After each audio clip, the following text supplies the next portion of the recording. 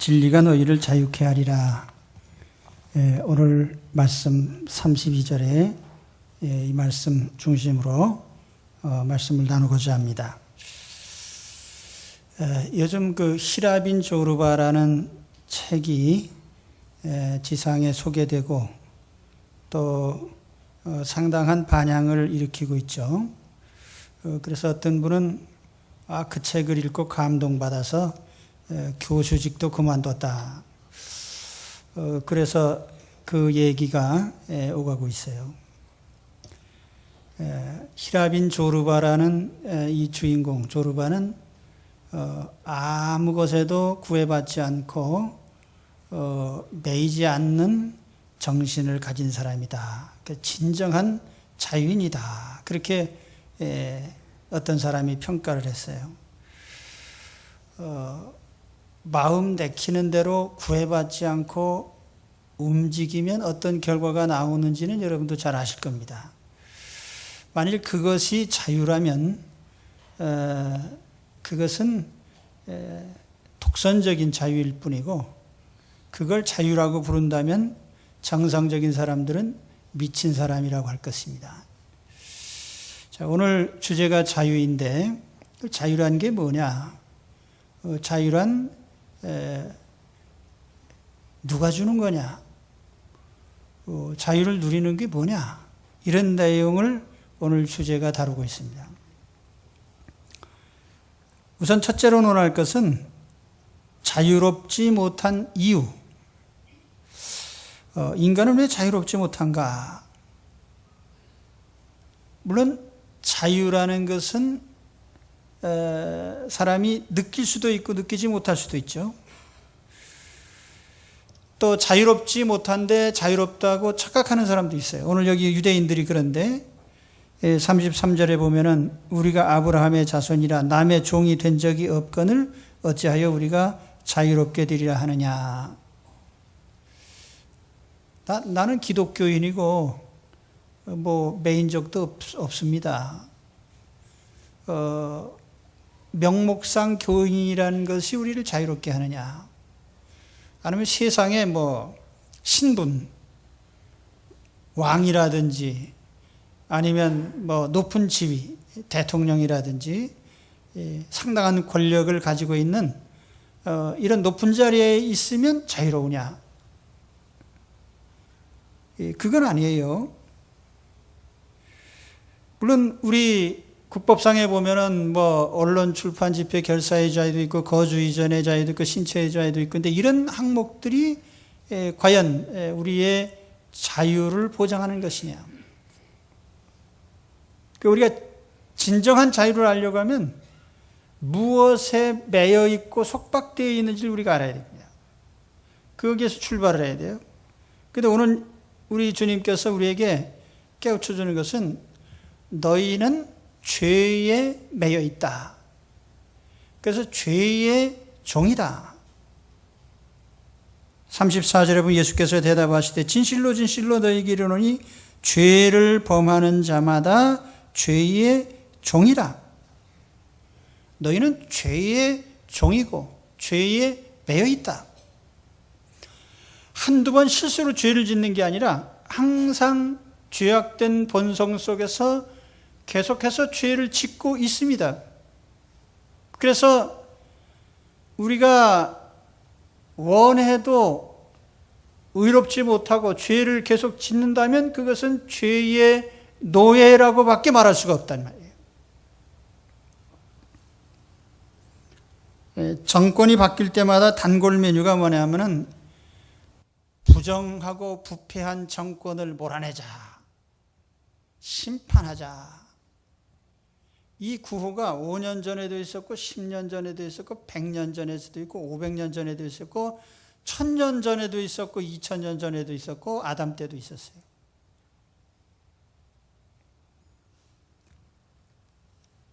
왜 똑똑한 지성인들이 부도덕한 행위를 반복할까요? 왜 권력에 측근해 있는 사람들은 계속 잡혀가죠?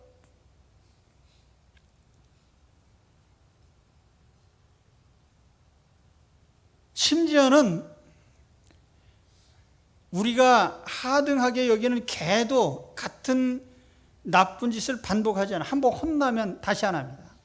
근데 왜 사람은 반복하죠? 왜 강도질한 사람이 감옥에 갔다가 나와서 또 강도질합니까?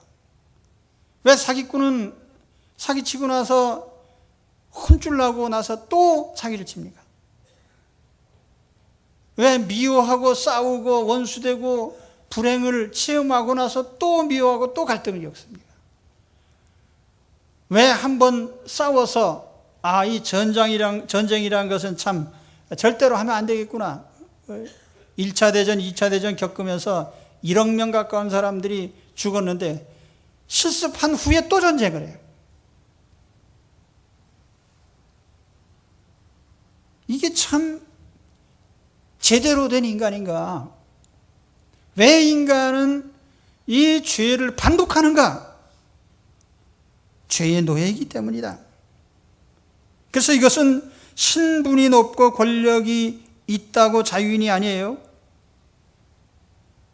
어떤 신분과 상관없이 인간은 다 총체적으로 죄의 지배 아래 있습니다. 그래서 과거의 제국들이 바빌론 제국이나 페르시아 제국이나 헬레 제국이나 로마 제국이나 이 모든 제국들이 다 죄로 망했단 말이에요. 공산주의가 죄로 망했어요. 자본주의도 죄로 망해가고 있어요.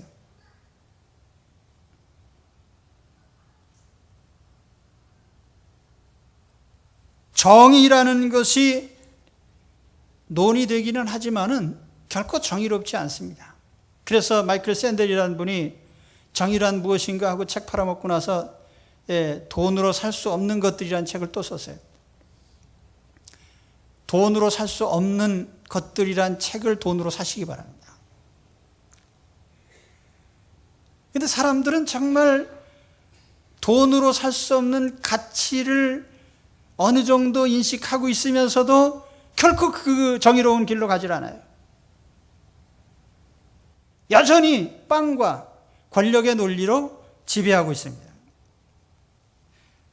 무엇이 정의인지 알지 못할 뿐 아니라 알아도 실천할 능력이 없는 것이 바로 죄의 노예라는 증거이고 특징입니다. 유대인들은 우리는 혈통적으로 아브라함 자손이다. 그래서 우리는 죄의 노예가 아니다. 이런 말을 했는데 천만의 말씀이에요.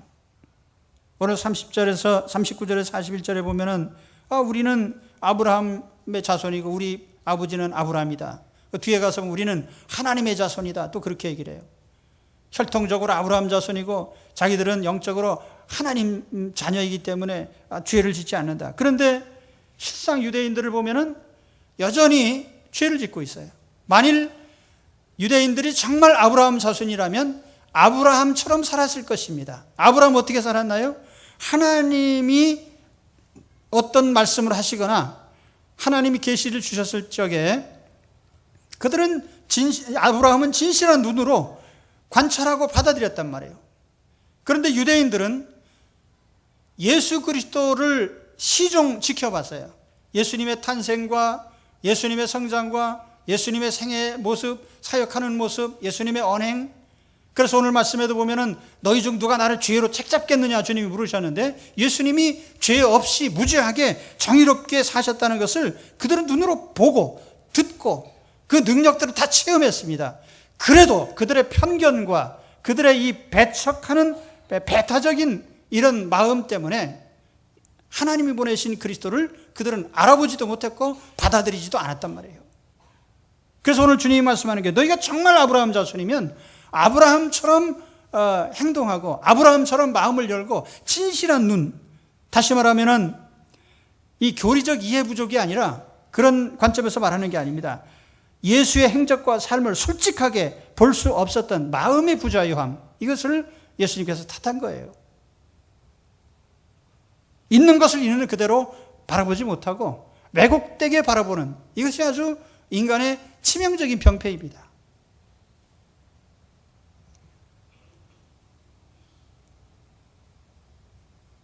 그래서 오늘 우리가 이 말씀을 중심으로 보면 이 자유라고 하는 것은 죄로부터 자유입니다. 죄를 짓지 않고 죄의 심판에서 자유로운, 어떻게 하면 이 죄의 문제로부터 자유로울 것인가?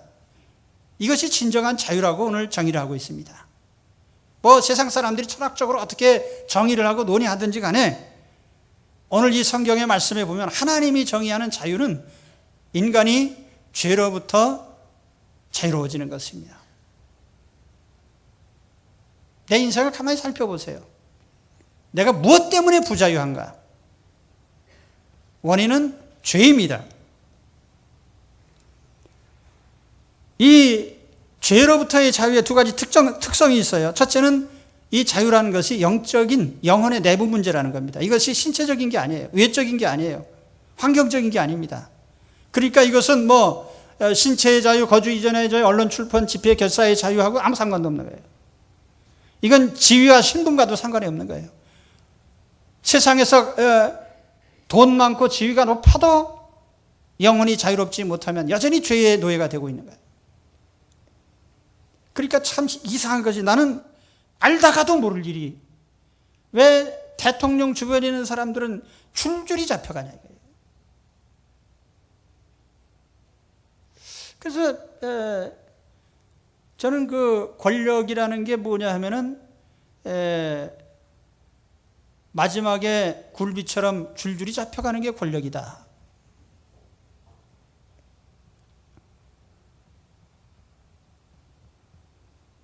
그렇게 높은 지위와 권세를 가지고 있으면서도 자기가 하고 싶은 행위를 못합니까? 의롭게 행할 수 있는 권한과 지위가 있는데 그렇게 못하나요? 참 이상하죠?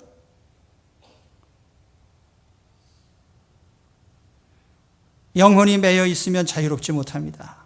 도덕적인 분별력이 없고 정의와 불의를 판단하지 못하고 죄악된 환경에 따라서 이리저리 변합니다. 다수가 행하면 관행이다 그러면서 따라서 하고요. 결코 올바른 생활을 할 수가 없죠. 영혼이 매이면 의지가 작동을 하지 못합니다. 그래서 선을 행할 마음이 있기는 한데 실천은 절대로 못합니다. 우리가 혹시 이걸 의지박약이라고 얘기를 하기도 하지만 그렇지 않아요.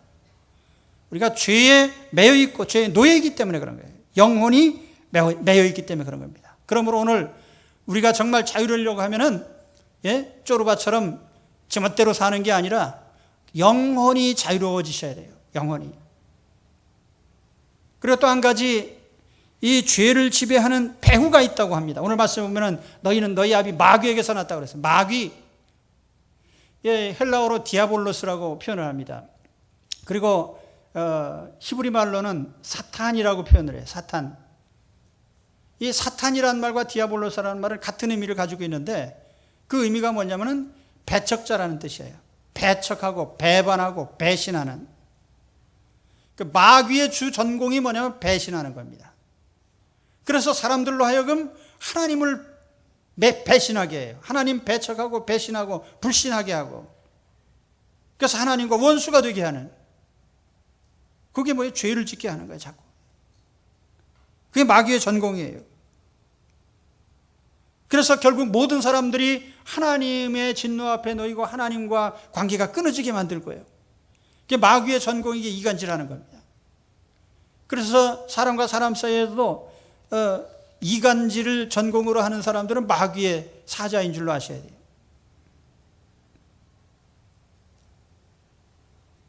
그래서 마귀는 결국 어떻게 만드냐면은 하나님의 진노를 받아서 사망에 이르게 합니다. 육적으로 죽고 영적으로 죽고 지옥에 떨어지게 하고, 그것이 마귀가 하는 일이에요. 결국 죄의 노예라고 하는 것은 우리가 악한 영, 사탄의 노예라는 뜻입니다. 악한 영의 지배 아래에 있다는 거죠. 그러므로 오늘 우리 자유라고 하는 문제를 이와 같이 영혼의 죄의 문제로부터 접근하셔야 됩니다.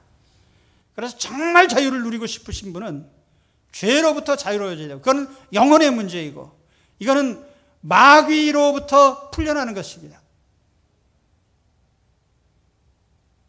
그러면 이제 그 다음으로 가서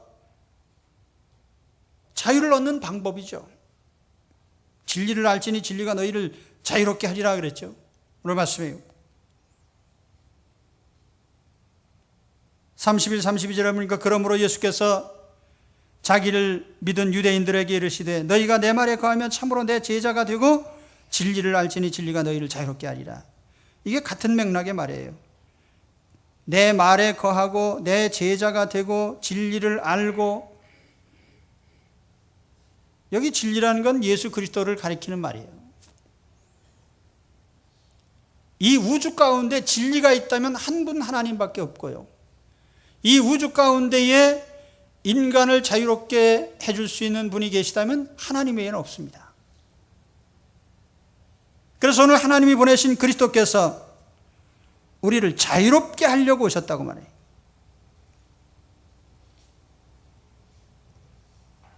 인간은 스스로가 자유로워질 수는 없습니다. 조르바처럼 제멋대로 살면 자유로운가? 결코 그렇지 않죠. 나는 자유롭다고 착각하거나 독선적인 그런 생각을 할 수는 있겠죠. 그러나 여러분 생각해 보십시오. 내가 내 멋대로 살면 어떻게 되죠? 가족이 피해를 입고 자녀가 피해를 입고 이웃이 피해를 입어요. 마음에 아픔을 주고 고통을 줘요. 그렇게 하면서 나는 자유인이다, 자유롭다, 행복하다 그렇게 말한다면 그게 미친 사람 아니에요?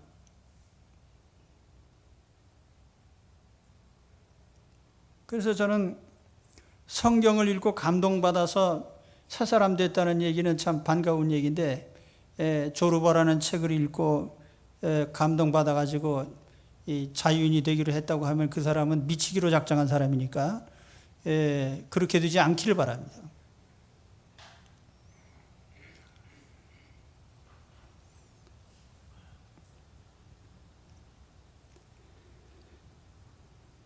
자유는 인간 스스로 쟁취하는 물건이 아니에요. 주님의 사람이 될 때 우리가 얻는 선물입니다.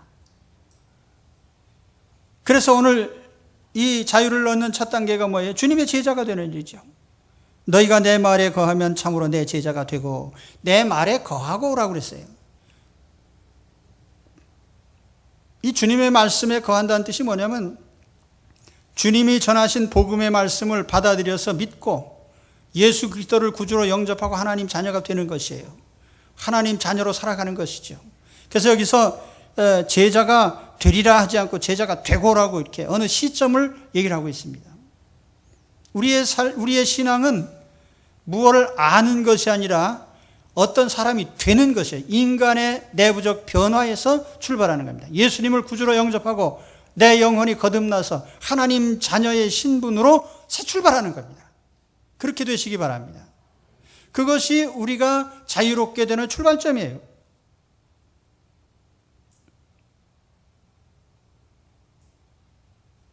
예수에 관한 지식을 아는 데서 우리 신앙이 출발하는 게 아니라 예수 그리스도를 믿는,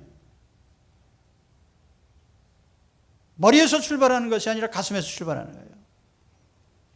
지식에서 출발하지 않고 믿음과 신뢰에서 출발하는 것입니다. 그래서 하나님 자녀의 신분으로서 출발하는 것입니다. 진리를 알지니 진리가 너희를 자유롭게 하리라고 하는데, 이 진리라는 말로 예수님을 다시 표현을 하셨습니다. 우주 가운데 진리가 있다면 하나님만이 진리죠. 하나님 외의 것은 진리가 아니에요. 다 변하는 것이죠. 그래서 우리가 그 철학자들도 보면은 인간 존재에 대해서 인간을 정신적인 존재로 관찰한 분들이 있고 유물론적인 관점에서 인간을 관찰하는 사람들이 있어요. 그런데 인간을 유물론적인 관점에서 관찰해 보면은 거기에서는 우리에게 얻을 것이 없어요. 다 변하는 것뿐이에요. 그리고 과학이 우리를 어떤 확신을 주느냐? 이 과학이 참 헷갈려요. 고전 물리학, 현대 물리학의 이 첨단 현대 물리학으로 갈수록 이상한 소리가 자꾸 나와요. 우리가 알고 있는 물질이라는 세계가 그것이 전부가 아니란 말이에요. 항상 변한다. 그래서 진리라는 것은 변치 않는 것인데 이 진리는 하나님 외에 없습니다. 그래서 예수님은 자기를 진리라고 그런 거예요. 우리가 하나님의 말씀, 예수 그리스도, 그리스도의 말씀을 진리라고 하는 것은 변하지 않기 때문에. 진리이신 예수님을 마음에 모실 때에 남녀노소 또는 세상의 유무식을 불문하고 지위가 있든지 없든지 예수 그리스도를 중심에 모신 사람은 하나님의 자녀가 됩니다. 그리고 그 사람은 자유를 얻습니다.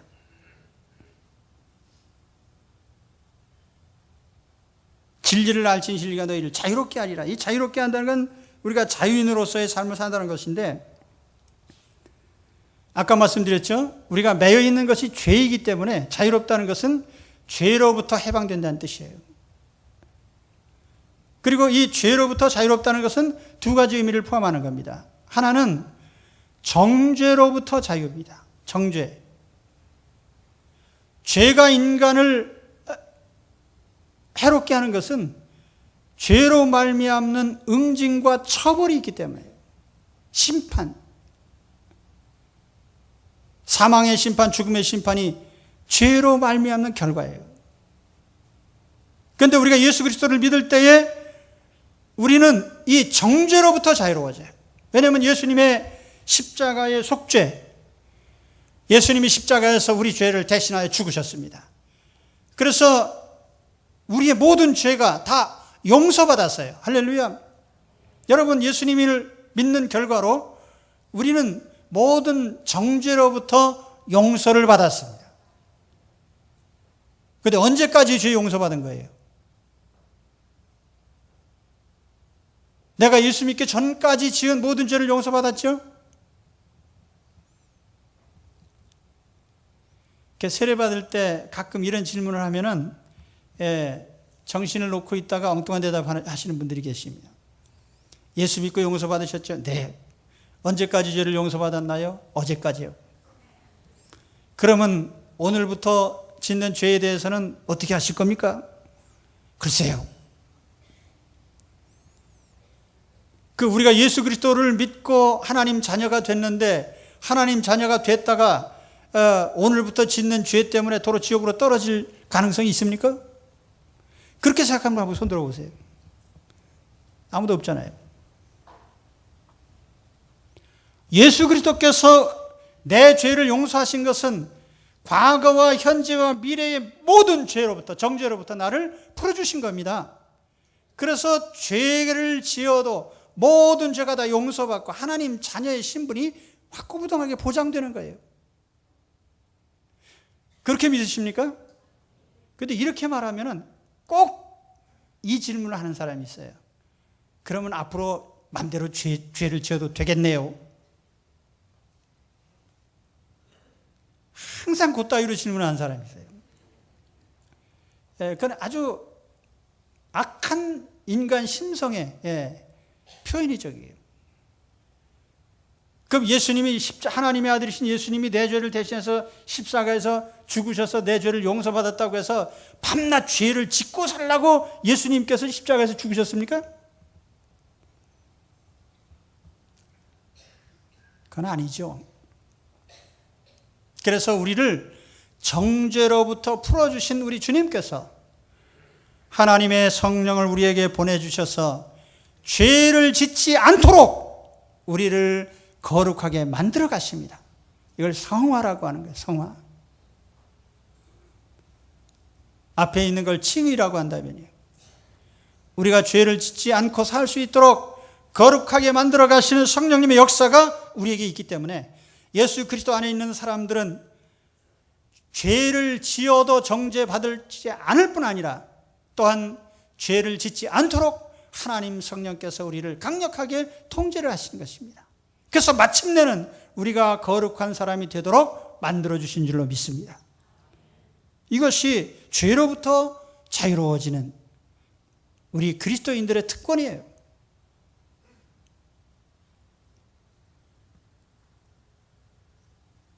주님의 제자가 되면 죄에서 해방이 됩니다. 정죄로부터 자유로워져요. 처벌 면하고 지옥에 떨어지지 않습니다. 어떤 경우에도 하나님의 자녀의 자격이 취소되지 않습니다. 또한 하나님의 성령이 우리 마음에 오셔서 우리의 삶을 통제하시고 죄를 짓지 않도록 우리를 간섭하시는 거예요. 그러니까 예수 믿기 전에, 예수님을 영접하기 전에는 죄를 지어도요, 뭐 하나도 거리낌이 없어요. 조르바처럼. 그런데 예수 그리스도를 믿고 나서 보면은 이제 마음에 내 안에 하나님의 영이 와서 계시기 때문에 죄를 지으면 마음이 자꾸 찔려요. 그래서 죄를 지으려고 하면, 내가 모르고 죄를 지을 때는 상관없는데 알고 죄를 지으려고 하면 가슴이 두근두근하고, 하나님께서 보시는데 이게 하나님께서 또 이 죄 지은 것 때문에 나를 징계하시고, 이 징계라는 건 심판하고 좀 다른 거예요. 하나님의 자녀는 죄를 지으면 징계를 하십니다. 그래서 깨닫게 하시고 바로잡게 하시는 거예요. 이 징계도 하나님 사랑의 한 단면인데, 우리 그리스도인들은 죄를 지으려고 하면 먼저 마음이 찔려요. 죄가 깨달아져요. 이거 지으면 안 되리라고 하는 것이 가슴에 와 닿습니다. 그래서 하고 싶어도 안 하죠. 못 하죠. 그래서 결국은 자유로워지는 거예요. 그런데 세상 사람들은 이 죄가 통제가 안 되기 때문에 하면 안 되는데 되는데 이렇게 되는 거죠. 예. 그래서 항상 안 되는데 하다가 되는 대로 가는 거예요. 그래서 진정한 자유는 해방운동이나 혁명에 의해서 오는 것이 아닙니다. 오직 진리이신 예수 그리스도를 영접하여 하나님의 자녀가 될 때 하나님이 주시는 선물입니다. 사도 바울은 로마서 8장 1절에 이런 말씀, 그러므로 이제 그리스도 예수 안에 있는 자에게는 결코 정죄함이 없나니 이는 그리스도 예수 안에 있는 생명의 성령의 법이 죄와 사망의 법에서 너를 해방하였습니다. 또 갈라디아서 5장 1절에 이렇게 말씀해요. 그리스도께서 우리를 자유롭게 하려고 자유를 주셨으니 그러므로 굳건히 서서 다시는 종의 멍에를 매지 말아라. 죄를 지으면 죄의 노예요, 또 마귀의 종이 되는데 그렇게 죄를 지을 필요가 없다 말이죠. 예수 그리스도 안에서 예수님이 우리 안에 계실 때 우리는 주님의 자녀가 되고 죄로부터 풀려나서 정죄 받지 않고 또 죄를 통제하는, 죄를 짓지 않는 하나님의 특권을 가지게 됩니다. 이 자유를 얻으시기를 축원합니다. 그리고 세 번째로 논할 것은 이 자유에 대해서 다시 한번 거듭 말씀하기를, 자유라는 것은 항상 소속의 문제라는 것을 또 거론을 하십니다. 47절에 보면은 하나님께 속한 자는 하나님의 말씀을 듣나니 너희가 듣지 아니하면 하나님께 속하지 아니하였음이로다. 우리가 만일 원하지 않는 죄를 자꾸 짓는다면, 또 죄가 나를 한두 번 실수가 아니라 반복적으로 같은 죄를 짓게 만든다면 내가 정말 그리스도께 속한 자인지 의심해 봐야 돼요. 그래서 주님이 유대인들에게 말씀한 거예요. 너희가 만일 하나님이 보내신 그리스도를 믿지 못하고 그 말씀대로 살지 못한다면 너희는 소속이 다르기 때문인 것이다. 그래서 주님께서 극단적으로 말씀하셨잖아요. 너희는 아브라함 자손이고 하나님 자녀라고 하지만 내가 보니까 너희는 마귀의 자손이로다. 너희 소속은 마귀로다. 우리는 두 가지 소속밖에 할 수가 없어요. 첫째는 마귀입니다. 우리가 만일 마귀에게 소속된다면 우리가 할 수 있는 일은 마귀가 하는 일들. 그래서 오늘 말씀 42절 이하의 말씀을 보면 예수께서 이르시되 하나님 너희 아버지였으면 너희가 나를 사랑하였으리니 이는 내가 하나님께로부터 나와서 왔음이라. 나는 스스로 온 것이 아니라 아버지께서 나를 보내신 것이니라. 어찌하여 내 말을 깨닫지 못하느냐. 이는 내 말을 들을 줄 알지 못함이로다. 그 다음 절에 보시면 너희는 너희 아비 마귀에게서 났으니 너희 아비의 욕심대로 너희도 행하고자 하느니라. 그는 처음부터 살인한 자요 진리가 그 속에 없으므로 진리에 서지 못하고 거짓을 말할 때마다 제 것으로 말하나니 이런 거가 거짓말쟁이요 거짓의 아비가 됩니다. 여기 마귀가 하는 일이 적어도 여기 세 가지가 나와요. 마귀는 욕심, 탐욕의 조상이에요. 그렇기 때문에 악한 영이 지배하는 자는 항상 욕심, 탐욕, 그리고 살인. 가인이 죄를 지었을 때 하나님 그랬죠. 죄를 지으려고 하는 마음은 내게 있지만 너는 그 마음을 다스려야 된다. 근데 마음의 통제가 안 돼요. 죄의 욕망, 살인의 욕망. 그 인간 역사를 보면은 살인의 역사 아니에요. 전쟁으로 죽이고 각종 음모로 죽이고 다른 사람에게 피해를 주는.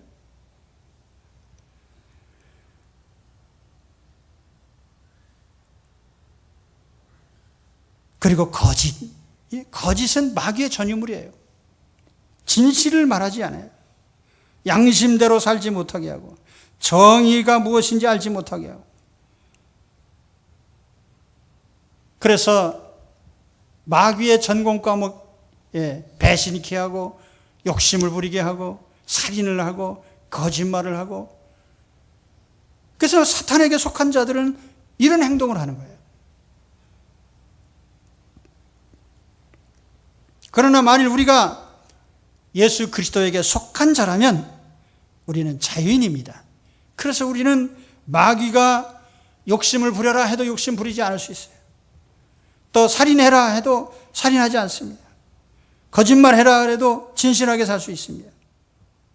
삶의 여건이 악하다고 해도 우리는 여전히 거룩과 의와 진리의 삶을 살아갈 수 있어요. 이것이 하나님의 모습입니다. 자유는 소속의 문제예요. 하나님께 소속되는 것이 자유예요. 그리스도께 소속되는 것이 자유입니다. 저는 성경적인 정의를 말씀드리는 거예요. 세상 사람들이 자유가 이거다 저거다 얘기를 해도 우리 성경이 말씀하는, 하나님이 말씀하는 자유라는 것은 아무데도 소속되지 않고 제멋대로 하는 것이 자유가 아니라 가장 높으신 하나님께 소속되는 것이 자유입니다. 그래서 가장 자유로울 수 있는 사람은 하나님께 소속된 자이고 하나님의 말씀을, 하나님의 명령을, 하나님의 지시를 받는 사람들입니다. 하나님의 명령을 받는 사람은 세상 누구의 명령도 받지 않습니다. 그래서 우리가 예수 그리스도 안에서 하나님의 자녀가 되라는 말이에요. 지금 내 자신을 살펴보시기 바랍니다. 교인이라고 하는 타이틀을 보지 마시고 내가 지금 누구의 명령을 받고 있고 누구의 지시를 받아서 움직이고 있는지를 보세요. 예수 그리스도께서 나를 지시하고 명령하고 계십니까? 그러면 나는 하나님의 자유를 누리고 있는 자녀입니다. 그런데 주님의 명령과 지시는 들어오지 않고 내 멋대로 살고자 하고 죄를 짓고자 하고 그렇습니까? 그러면 나는 아직 영적으로 자유롭지 않은 거예요.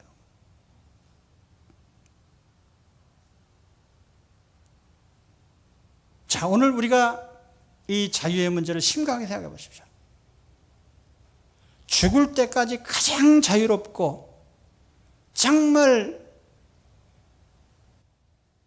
평화로운 삶을 살 수 있는 사람은 죄에서 자유로운 사람이에요. 이것이 그리스도께서 우리에게 주시는 만고의 특권이고 우리의 그리스도인의 축복입니다. 누가 기쁘게 살 수 있죠? 죄에서 자유로운 자예요. 누가 평안하죠? 죄에서 자유로운 자예요. 누가 걱정 근심이 없죠? 죄에서 자유로운 자예요. 여러분 마음속에 근심이 있고 걱정이 있고 고통스럽고 그래요? 왜 그런지 한번 보세요. 그 뿌리를 살펴보면 반드시 거기에 마귀적 속성이 들어있어요. 욕심을 낸다든지 내 것이 아닌 걸 기대하고 서겁에 가지려고 한다든지 아니면 마음의 미움을 해결하지 못하고 이 미움도 이게 마귀가 주는 생각이에요. 그래서 이게 우리 마음에 미워하지 말아야 돼요.